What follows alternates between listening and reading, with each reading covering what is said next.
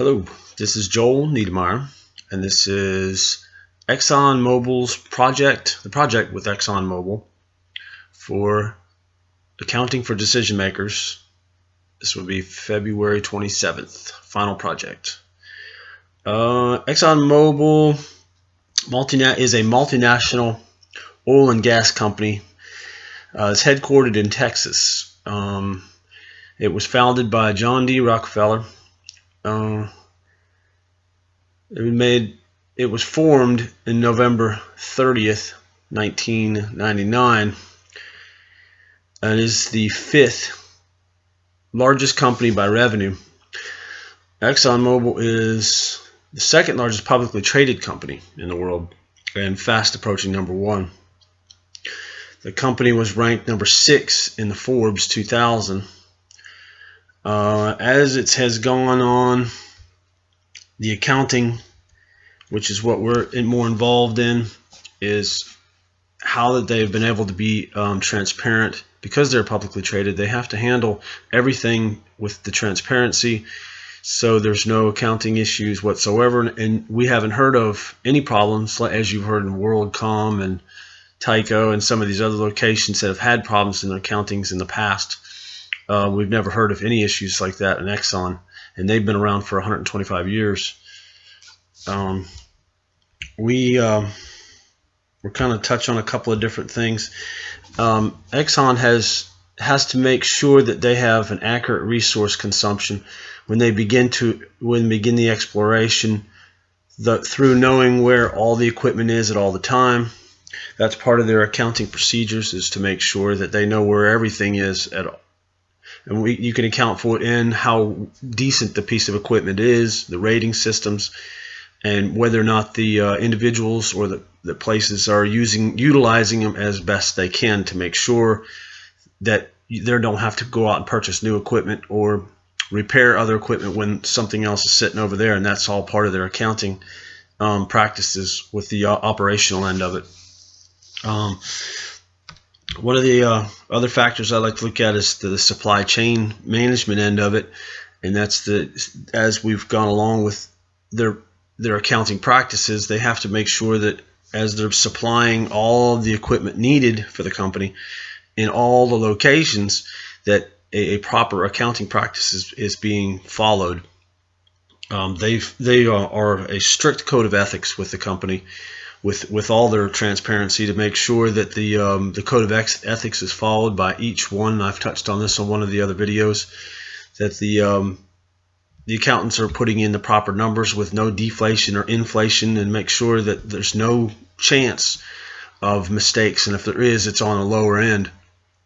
Their ethics code is very strong, and to make sure that you push up the chain of command to make sure that it is investigated at the lower levels, and it works its way up to make sure that everything's been taken care of.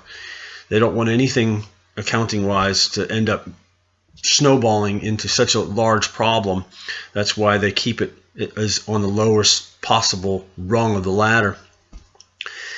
The company has clear business purposes because of its planning stages. The company is scheduled through the leadership the future many years in advance. If at any time the company has a lack of senior management commitment, the company can show mass losses due to wrong decisions and not knowing where to stop at one location or push on in others. It's one of the things that I found was very impressive with Exxon, is how over 125 years, one of the longest standing companies, that their management has been able to train the new management and the new technology to make sure that they can sustain itself and continue to sustain itself throughout the years. And I think that's one of the reasons why, even though that the company right now, the revenue isn't as high as it was once because of the oil, the lower priced oil per barrel, the revenue is still through the roof. I mean, it's still one of the biggest producing with revenues. As we've mentioned before in the past ones, the company has set up what is known as the upstream and the downstream and the chemical divisions. As the company develops and grows, a growing budget must evolve as well. For instance, if a company grows and becomes a much larger company for where it started, the budget must grow with it. Case for with this Exxon and how it started out with, John Rockefeller 125 years ago, and it's so big and so enormous now that they've had to create or develop new accounting practices and accounting practices that fit their individual needs, especially when it comes to leasing some of their equipment out as opposed to purchasing. It changes the whole format of their accounting practices, because then you have to pay the taxes on the leased equipment that they've taken over. So it's one of those issues, especially in their exploration division, and how the company applies an enormous amount of money to the exploration division, and it could take days, months, and years for it to finally see results, and to make sure that company itself or that particular division is producing. And within that time frame, they have to make sure that all of their money is there and is accounted for, and to make sure that it doesn't go to waste, because it's easy to waste money in the exploration end of it, and it's easy for money to get lost in the exploration end of it.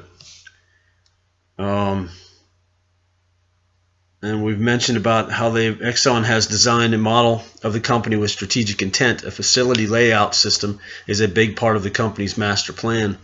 The company has to establish what kind of drilling is required, what kind of equipment is needed for specific locations.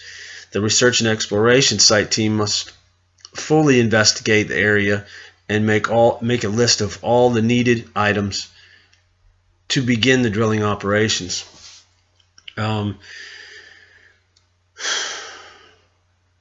That is part of the issues that they've had to deal with, is to make sure that they have the right equipment on the job for specific, and especially nowadays when they're able to start fracking, and how that new technology is starting to develop.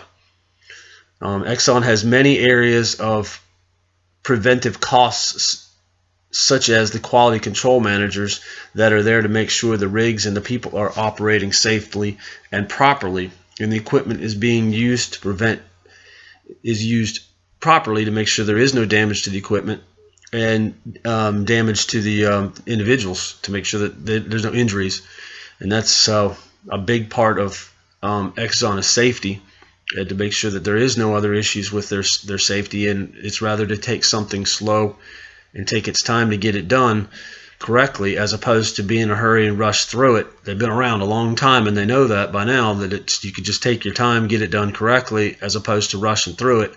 And especially with their employees, it's rushing through it and somebody gets hurt when it doesn't need to go that fast. I mean, they're already revenue, they already know what's going on and how to keep moving at the correct speed for the company. Exxon has established itself as one of the largest suppliers of oil and oil products in the world, as we've mentioned before.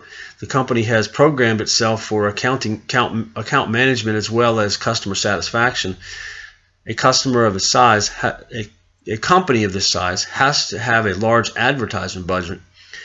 In order to promote the brand and the fracking procedures, the company has to set up, which is in excess of $32 million for energy and environmental topics. Exxon has the total budget of $300 million just in advertisement alone.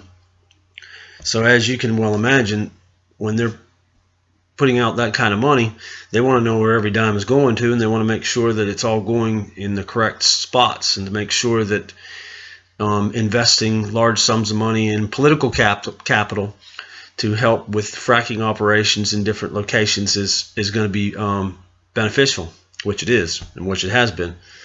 And we also know that their costs per are also based off of they're also based off of how the oil business is booming or going down, as far as, as when we refer to the price per barrel. It's a commodity, so that's what it's driven off of as a commodity. It may be the same somewhat as selling a shoes, and you can sell all those shoes for $10, but then you have somebody else that's selling it for $8. They may be able to drop that to $8, but when in the grand scheme with this particular type of commodity, it's what you've got is what you've got. If you're bringing it out of the ground at $50 a barrel, then that's what it is. You're not gonna get any more for it unless you refine it, in which case now you're adding a price per barrel premium on it, so then you can charge more for it, as opposed to crude or sweet crude. I would say that this has been a pretty interesting project, and I've appreciated doing it, and I thank you, and have a good day.